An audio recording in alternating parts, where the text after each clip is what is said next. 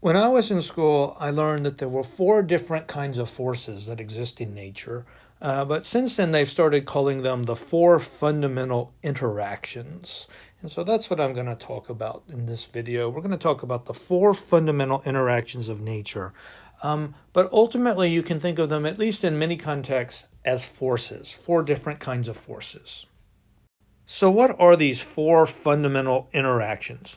Well, first of all, what do we mean by a fundamental interaction? A fundamental interaction is an interaction among material bodies that cause them to exchange energy and momentum.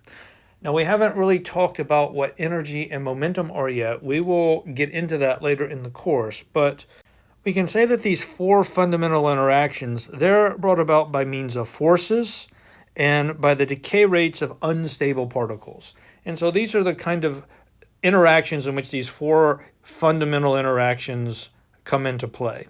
Now, we're going to briefly look at all four of these interactions today, but in this course, we're going to primarily be focusing on two of them. So here's a list of the four fundamental interactions. There's the gravitational interaction, or the force of gravity. There's the electromagnetic interaction. And in the second semester of this course, we're going to really focus on electric forces and magnetic forces and how they relate to one another. They're really flip sides of the same coin, and they're related through this electromagnetic interaction. And these are actually the main two interactions that we're going to deal with in this course. Almost everything that we talk about involving forces is going to involve these two guys. But just for completeness sake, I want to mention these last two, and if we have time, we'll get to them a little bit at the end of the second semester of this course. But regardless, there are two different forces or two different interactions that are involved in nuclear reactions. That is, reactions involving the nucleus of atoms. And so there is the strong nuclear interaction, and then there is the weak nuclear interaction. And we're going to talk about what those are in a few minutes. But altogether, these four forces, they are all the forces that we have uncovered so far.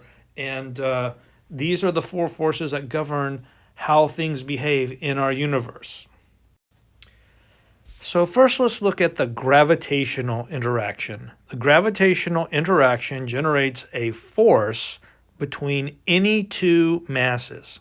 So we've talked a little bit about mass as one of our fundamental ideas in physics, and we're going to get into it in more detail. But whenever you have two material bodies that have mass, there is a gravitational attraction between them. There is a force of gravity between them.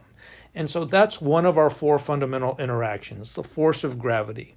Now, a few things about it. The first thing that's important to note is it is by far the weakest out of all the interactions. So gravity is the weakest of the four forces, and I mean by far, by many, many orders of magnitude. Now, paradoxically, even though it's the weakest interaction, it's also the dominant one at large scales. And by large scales, I mean on the scale of solar systems, of galaxies, and beyond. We find that gravity is the dominant force at those scales. And we're going to talk about why that is in just a minute. We're also going to put that gravity is an infinite range force. And that's going to be important. As you'll see, not all of the interactions are infinite range forces.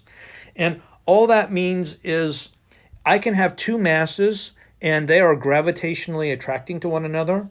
As I move them further and further apart, the force of gravity gets weaker and weaker the further they are separated, but it never goes to zero. Even if they're infinitely far away from one another, that gravitational force is still there. That's what we mean when we say it's an infinite range force. And the last thing of note is that gravity is always attractive. And then I have in parentheses, or is it, with an interrobang. An interrobang is when you have an exclamation point and a question mark together. It's like a really forceful question. Or is it? Anyway, why do I have that little or is it? It turns out that there's some weirdness in our universe that's only been discovered relatively recently. You've heard about the Big Bang, probably. We know that the universe is expanding outward. And for many, many years, it was a big question as to what would happen to the universe. And there were two theories that were argued about. One theory suggested that the universe would eventually slow down, stop, and then reverse direction and collapse in on itself. Kind of like if you throw a baseball up in the air, the Earth's gravity is going to make the baseball slow down, stop, and then come back down to the ground. And so the idea was that maybe the universe is expanding out, but all the gravity among everything's slowing that down and is going to pull it back down together. And that was actually called the cataclysmic crunch, the idea that the universe would, collapse in on itself.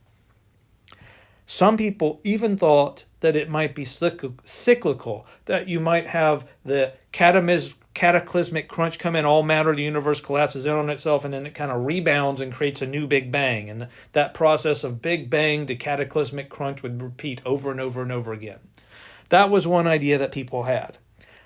Another idea that people had was that maybe the universe will just kind of spread out forever and get cooler and cooler as it spreads apart, and eventually die as everything cooled to absolute zero. And that process was called the heat death of the universe. And those were the two ideas of what was going to happen. Not that long ago, it was discovered that not only is the universe expanding, the rate at which it is expanding is accelerating. Things are getting further and further apart at a faster and faster speed. We don't know why that is. It's an open question in physics, and it's a really exciting thing to have discovered. Now, some people think that that means that we might have to modify the equations that describe gravity somehow to account for the fact that at the very, very large scales of the universe, something is causing things to be repelled apart rather than attracted together. Now, other scientists have proposed something called dark energy, which is the source of this accelerated expansion. Now, what is dark energy? We're trying to figure that out, if that's in fact what it is. So one possibility is we might have to modify our understanding of gravity. Another possibility is there's something else coming into play that's making the universe spread apart faster and faster. What the right answer is, it's still an open question. Although most scientists currently prefer the dark energy hypothesis, it has not yet been fully confirmed. Now, I said that gravity acts on things that are comprised of matter. So let's talk about what makes up matter. Normal matter is generally made up of two different kinds of fundamental particles. There are particles called leptons. The one you've heard about is the electron. The electron is not the only kind of lepton that exists in the universe. There are others. There's another particle called the muon. There are others, but leptons are one class of fundamental particle. And then the other class of fundamental particle are quarks. And quarks combine together to make up other particles like protons, neutrons, pions. There's a whole mess of different particles that are made up by different configurations of quarks. In fact, there's so many, it's called the particle zoo. And to make our particle zoo even more crazy, for every fundamental particle, there's a corresponding antiparticle whose mass is the same, but whose other properties, like charge and spin, are opposite. A proton is composed of quarks, but an antiproton is composed of antiquarks. And an antiproton would be a constituent of antimatter. You might have heard of antimatter in science fiction. Whenever you have antimatter come in contact with regular matter, the two annihilate one another and convert into energy. And so it's been hypothesized that an advanced civilization might use matter-antimatter reactions to generate energy because you get 100% of the matter converted into energy. But regardless, the point is that we have these things called quarks and we have these other things called antiquarks, and they combine together in different ways to make up matter. Now, there's an odd thing about quarks. They can never be isolated. They always exist in combinations that give rise to other forms of matter. So, for example, there's one kind of quark called an up quark, and there's another kind of quark called a down quark. And those are just labels. They could have called it red and blue or whatever, but they decided for whatever reason to call them up and down, so that's what their label is. A neutron is made up of one up quark and two down quarks. So what do I mean when I say that quarks can never be isolated? This is the craziest thing. Imagine that you could take a neutron and you could grab a hold of it and start stretching it like a big ball of taffy, and you wanted to pull one of the quarks out of the neutron. Well, you have to put so much energy into stretching the neutron apart that what happens is that energy would create a whole new particle. And so you might rip it apart, but in the process of ripping it apart, you have so much extra energy being applied that that neutron forms a second neutron, each with its own complete set of quarks. In other words, you could never pull a neutron apart into its constituent quarks because it takes so much energy to stretch the neutron like the ball of taffy that the energy that you're putting in doing that actually can create new matter to make new quarks and new neutrons or whatever. You might have seen this equation before, E equals mc squared. E stands for energy, m stands for mass, and c stands for the speed of light squared. And that speed of light squared is a really gigantic number. What that means is that if you have enough energy, you can make mass. And so if I just put enough energy into a system, I can actually make particles be spontaneously created. That energy gets converted into matter. Similarly, if I have, for example, a matter and an antimatter chunk and I bring them together in contact, all the mass gets converted back into energy. And so this equation, we're going to learn about this equation later on. It's pretty famous. You might have seen it before, but that's what governs these kind of interactions that I'm talking about. But the big takeaway from this, all of these fundamental particles have mass, and therefore they are all affected by the gravitational interaction. So we've been talking about mass a lot. Let's go ahead and just give it a good rigorous definition. We've already described mass as one of the 7 fundamental concepts, but back when we were talking about that, I kind of just said, all right, you have this idea that mass is related to how much stuff you have, like how many protons and neutrons there are in a bar of gold. And I said, okay, that's good enough for now, but we can't just get away with hand-waving definitions in physics. We need rigorous definitions in order to understand and explain things. And so here is the actual definition of mass. Mass is the measure of a body's inertia. Is that clear? Everybody knows what that means? Well, maybe you don't know what this word inertia means. You might have a notion of it, but let's also define the word inertia because that's really important to understand what the definition of mass is. So material bodies, that is things that are made up of fundamental particles, for instance, in our universe have this property called inertia. And inertia is defined as a body's resistance to being accelerated. And remember what being accelerated means. It means being sped up or slowed down or turned or some combination thereof. And so if we say that mass is a measure of a body's inertia, that means that mass is a measure of a body's resistance to being accelerated. Now we're going to talk more about this definition as we go. We're going to clarify what all of this means, but at least you can write this down and start to kind of get familiar with this, with the meaning of this and get a sense of it as we start. So let's keep going with some definitions. We're going to also define force. Now, at the sub-microscopic level, forces are defined in terms of exchanges of particles that carry energy and momentum. And again, we're going to talk about what energy and momentum are later, but that's like the official definition of a force, but you don't really need to get that fancy. At the macroscopic level, that is, big things, the world that we live in, we can talk about a force as simply a push or a pull. Something creates a push or a pull that's a force. And I also want you guys to remember, we have talked about forces before, and we said very explicitly, force is a vector quantity. So force is a vector quantity that represents a push or a pull. That's our definition of a force. Now, if we want to get like really into the weeds of it, we have this like official definition up here, but you're probably never going to need that definition. The idea of a force being a push or a pull, that's going to be very useful for us as we go on. So let's talk about how the gravitational interaction or the force of gravity works. So here I have two masses, M1 and M2, and there's a force of gravity between them. They are gravitationally attracted to one another.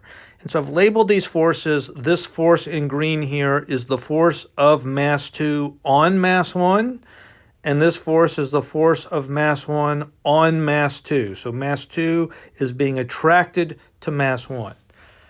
One of the things that you can note is I've drawn a line between the centers of the two masses, and both of these forces are on that line joining the center of the two masses.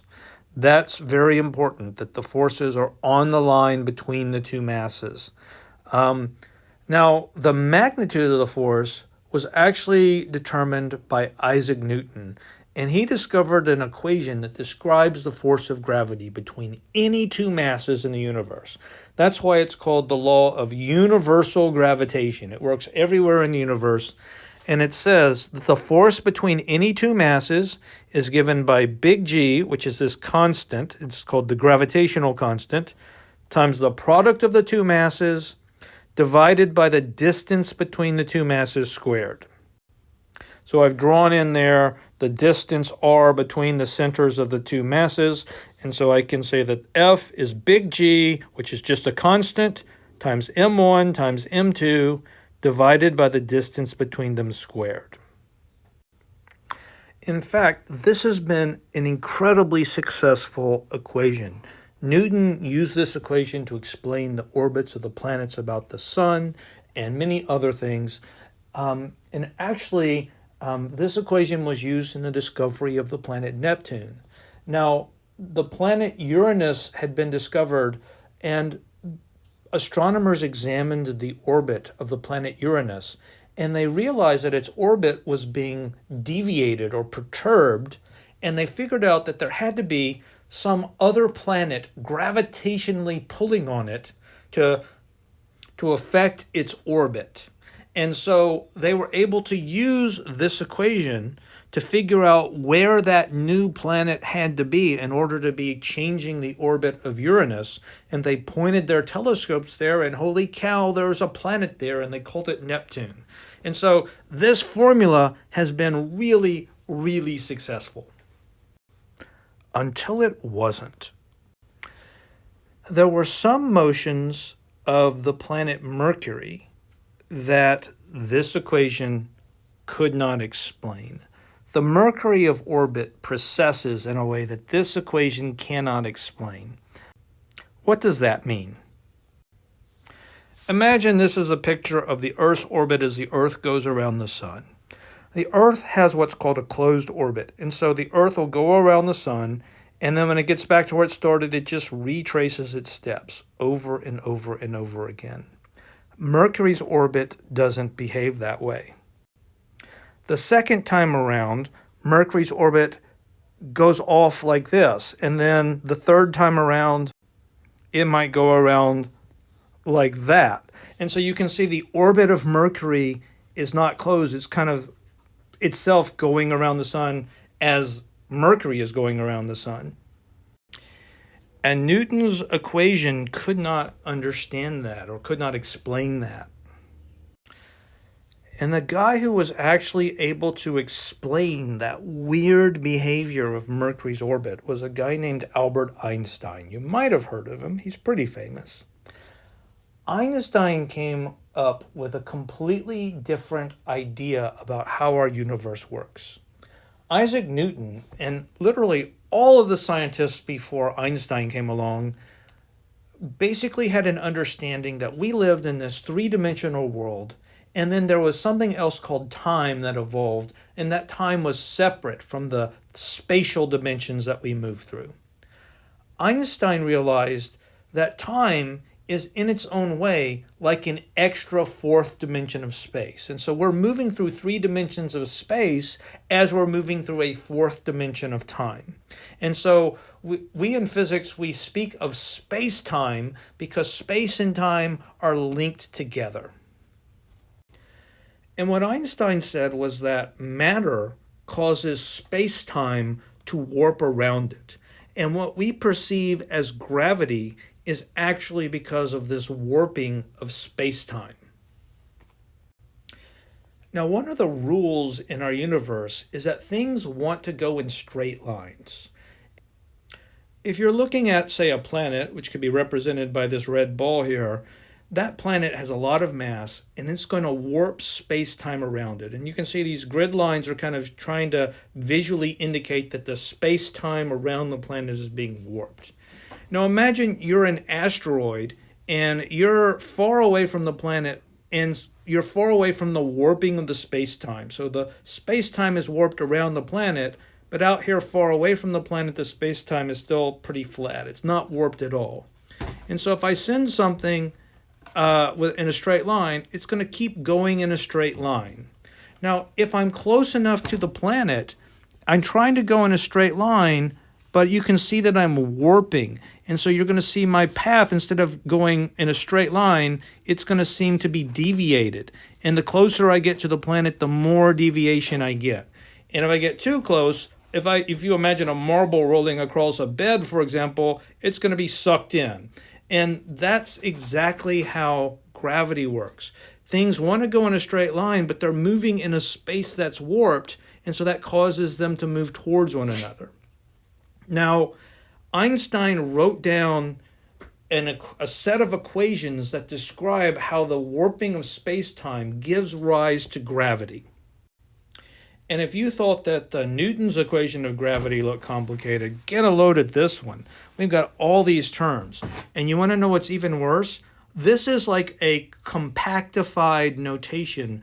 This is really, it's a recipe showing you how to write down like 10 different incredibly complicated nonlinear differential equations. So Einstein's theory of gravity is way complicated compared to Newton's. And all these terms represent different things. So these terms on the left, they represent how much space is curved around the matter. And this first term on the right is indicating how the stress from stuff contributes to this warping. This is basically the term that involves matter. Matter is having this effect. And then we have this other term over here. This term is describing how stress is created by space-time itself. And so if you're not understanding any of this stuff, don't worry about it. It's really, really complicated. And that's kind of my point. But yet, it's also really, really powerful.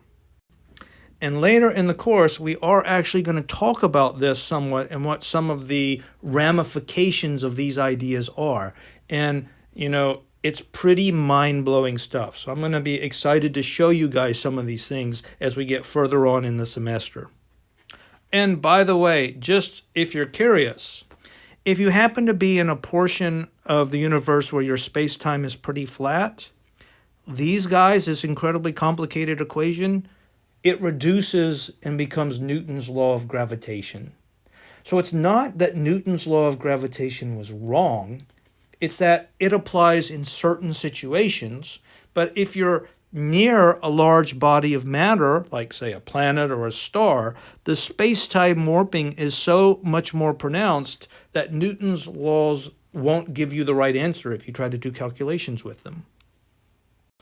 But the fact that they do reduce and give you back Newton's law, which we know has been proven to work in lots of situations, that's kind of a comforting check that these equations they're on the right track. And I will tell you, these equations have been, as complicated as they have been remarkably successful.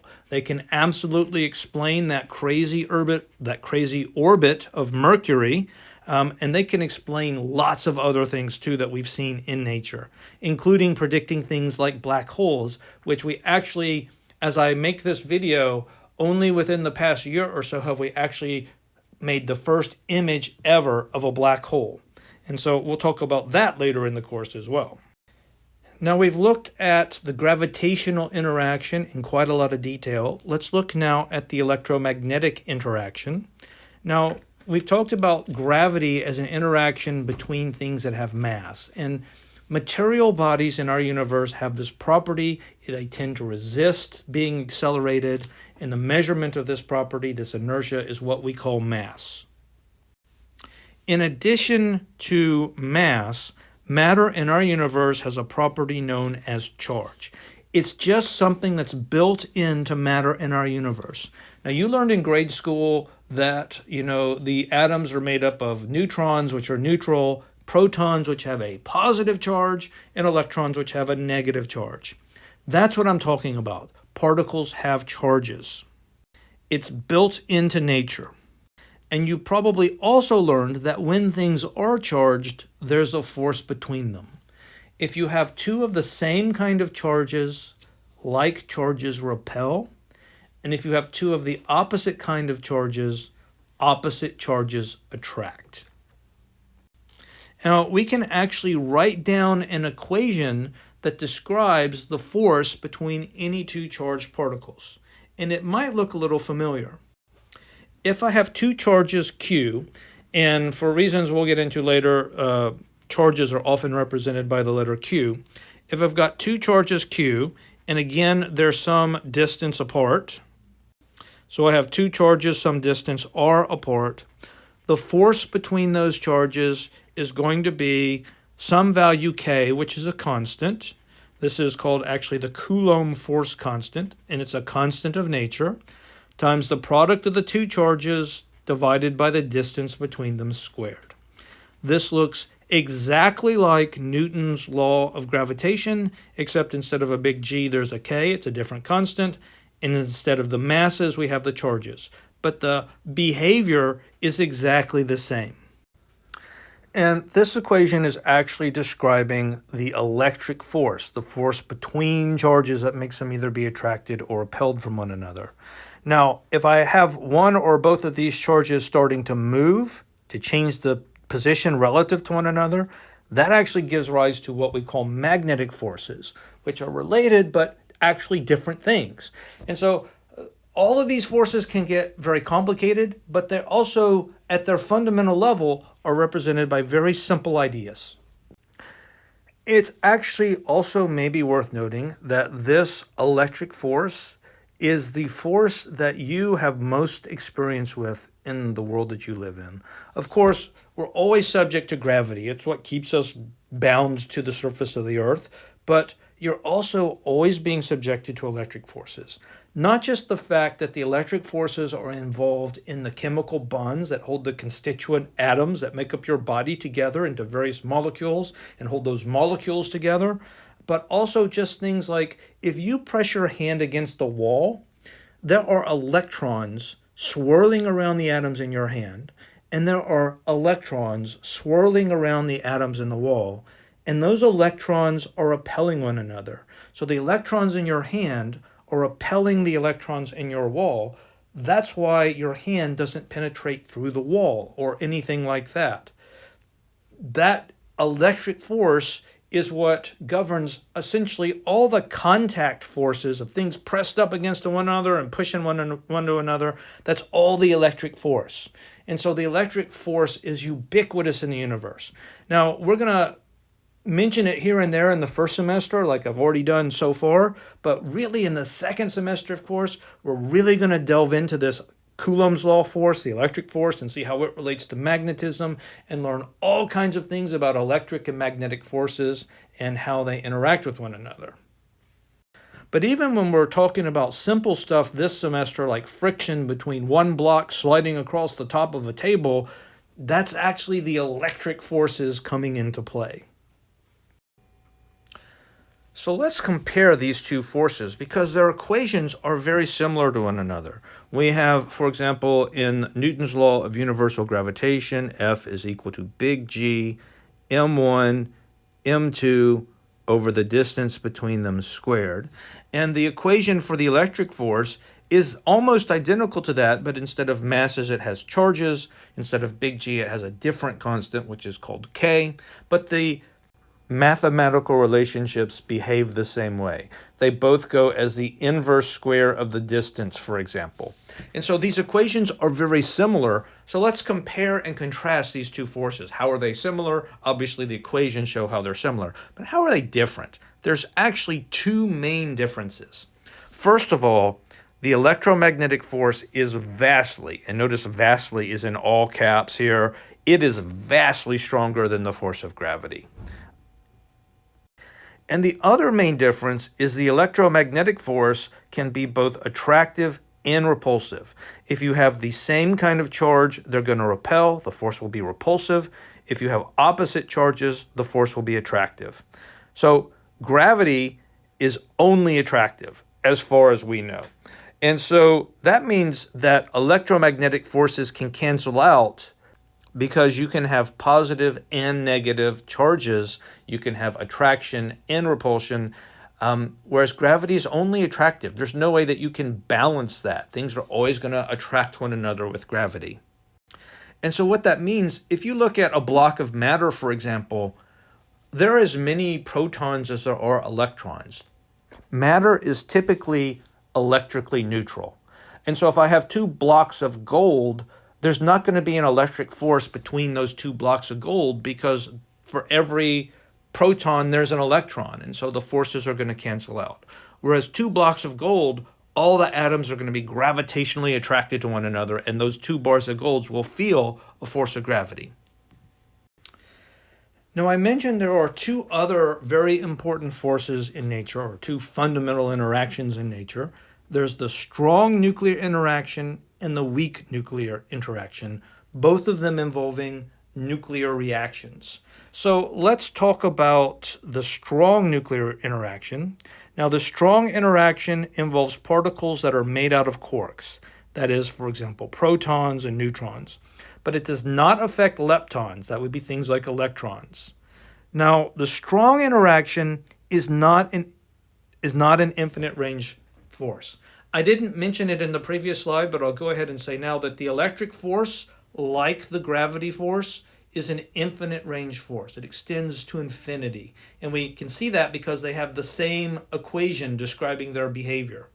That m1, m2 over r squared is the same kind of behavior as q1, q2 over r squared. Now, the strong interaction is not an infinite range force. It's a very short range force. The strong interaction among protons and neutrons is essentially zero unless they're practically touching one another. And so if you separate these protons and neutrons from each other, the strong interaction drops off very, very fast. It goes to zero very, very fast. Now, also maybe worth noting, as its name suggests, the strong interaction is the strongest of the four fundamental interactions. Now, if you look at an atom, you learned in grade school, you've got the electrons swimming around outside, and then you have in the nucleus of the atom, you've got the protons and the neutrons. Now, the protons all have positive charges, and so they are repelling the heck out of one another.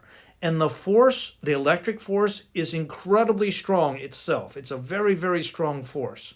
And so you have these atoms whose protons are trying to blow the atoms apart because they're all pressing against one another. What keeps the nucleus of the atom from blowing itself apart is the fact that you have an even stronger force holding it together. So again, you have this force between the nucleons in an atom, the force between the neutrons and the protons. It's the strongest of all the forces in nature, and it's holding the nucleus of the atoms together. We were talking about the strong force and how it's instrumental in holding the nuclei of atoms together. And I want to delve into this a little bit more. So, the thing that I want you to realize is the balance between the attractive strong force and the repulsive Coulomb or the repulsive electric force determines which nuclei are able to exist. So, for example, on the periodic table, the first element is hydrogen. It has 1 proton. The next element is helium. It has 2 protons. And so each successive element has an additional number of protons in it. And those protons, they're pushing each other apart. Now, there's a strong force trying to hold them together, and there's a Coulomb force trying to push them apart. The thing that determines whether or not a nucleus is stable or whether or not a nucleus can exist is the balance between those two forces. And so, for example, a helium atom that has just 2 protons and no neutrons, that cannot exist because the strong force can't hold those 2 protons together. It's just not enough to overcome the Coulomb repulsion. But if you start adding in neutrons, neutrons do not repel one another. They do not repel protons, but they do enable that strong force to cement the nucleus together. And so if you add 1 or 2 neutrons to the 2 protons in the helium atom, the additional strong force is able to bind the helium nuclei into stable configurations. And so helium-3, which has 2 protons and 1 neutron, or helium-4, which has 2 protons and 2 neutrons, those represent stable isotopes of the helium atom. Now, as you move up in atomic number, that is, atoms with more protons, you need to add more and more neutrons to maintain that stability. So I've got an example here. The most abundant isotope of oxygen has 8 protons and 8 neutrons, but the most abundant isotope of uranium has 92 protons, but not 92 neutrons. It needs 146 neutrons to maintain that stability in the nucleus. Now, there's another force or another fundamental interaction that's involved in certain types of nuclear decay, where some nuclear particle breaks apart or transforms into another kind of nuclear particle. And that's called the weak interaction. And often you'll find certain kinds of decay processes where neutrinos are generated. Neutrinos are particles that don't have charge, and they have such a small mass that gravity effects on it are negligible. And they're also not affected by the strong nuclear interaction. They're these particles that were hypothesized back many, many years ago, and they were actually first detected in the 1980s. So we've only really known about them for a few decades. But anyway, interactions involving neutrinos, that's often a clue that you're dealing with the weak nuclear interaction. Let's look at a simple example involving the weak nuclear interaction. And we can consider the decay of a free neutron.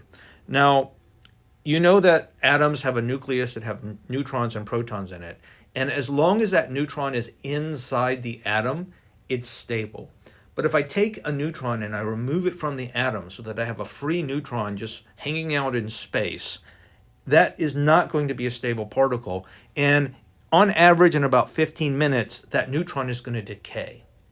Now, what does it mean for a particle to decay? It literally means that particle transforms itself into other particles. In this case, we have a neutron which has no charge. It decays into a proton which has a positive charge. Now, one of the rules in our universe is that in any interaction, the total charge in a system has to be conserved. The amount of charge you start with has to be the amount of charge you end up with. And so if we start with a particle that has no charge and it decays, all the particles that you end up with their charges must add up and cancel out so that the total charge is 0. And so you have this neutron, it transforms itself into a proton, and then it emits an electron. Now, in addition to emitting an electron, it will also emit an electron antineutrino, which is a particle that is created in this interaction. Neutrinos are very, very small particles. They have very, very little mass, but they do carry energy, they do carry momentum with them, and they're necessary for this interaction to occur. And so what I've drawn over on the right, actually I didn't draw it myself, I stole this picture from the internet. I have a Feynman diagram. Now, Feynman diagrams are a way of representing these kinds of interactions. And I'm not going to get into all the details of Feynman diagrams in this video. I do hope to come back to them and cover them in a little bit more detail later. But for now, I just want to show you the basic idea. Now, what's unusual about a Feynman diagram is usually the time axis is the vertical axis. So this is showing time as it evolves. And then you have the space axis as this thing is moving in both time and space. And so you have this neutron and it's moving along, and then what happens is it emits something called a W boson. This is a particle that mediates this interaction. It's like a temporary particle that's kind of an intermediate step. And so when it emits this W boson, the W boson moves away and then it decays itself, and so it transforms into an electron and an antineutrino. So the neutron comes here, it emits the W boson and transforms itself into a proton. That W boson almost immediately decays into an electron and an electron antineutrino. Now, one of the things that you might notice that's weird, this electron antineutrino, the arrow is actually going backwards in time. And there are reasons for that I don't want to get into for this video, but I just wanted to show you the sort of steps of this process. So you have this neutron and you have the proton, and the neutron emits this particle that then decays. And so the W particle, that is a signature of the weak interaction. So anytime you have an interaction involving the W boson, that is an indication that you are talking about the weak interaction. And often when you see neutrinos, interactions with neutrinos often also involve the weak interaction. We can look at this in detail a little bit more. Again, you can see I've got the time axis going vertically. It's not drawn here, but the space axis is going off to the side. Here we have the neutron, which consists of an up quark and two down quarks. And they're all moving together. And then one of these down quarks, that actually transforms itself into an up quark.